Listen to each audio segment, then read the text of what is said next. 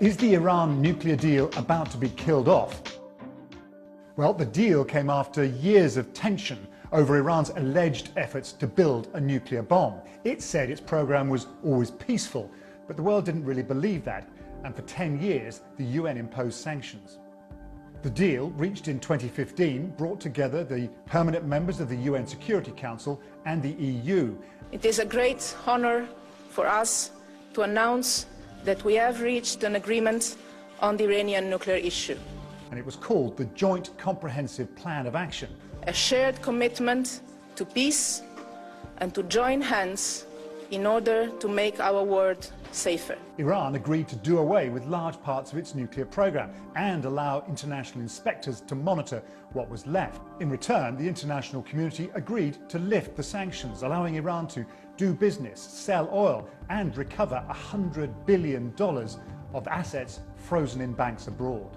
But not everyone was happy. Benjamin Netanyahu, Israel's prime minister in particular, said Iran could not and cannot be trusted. The Iran deal, the nuclear deal, is based on lies. And Donald Trump calls it the worst deal in the world. And he's threatening to walk away unless what he calls the terrible flaws can be fixed.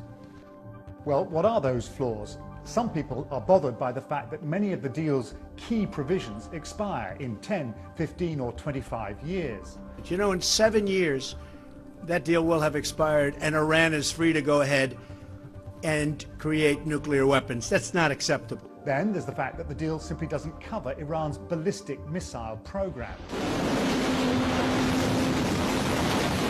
They're setting off missiles, which they say are for television purposes. I don't think so. And Iran's behavior across the Middle East, its involvement in the wars in Syria and Yemen, that's something that bothers almost everyone.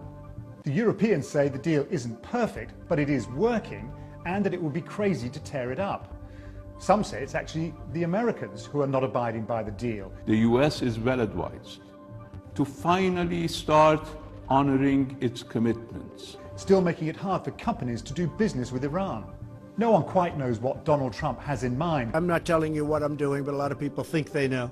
But if he does make good on his threat, then the deal's other backers will have a problem. Do they try and keep it alive by themselves, or do they try and pressure Iran into accepting new conditions? Iran has said if that happens, it too could walk away.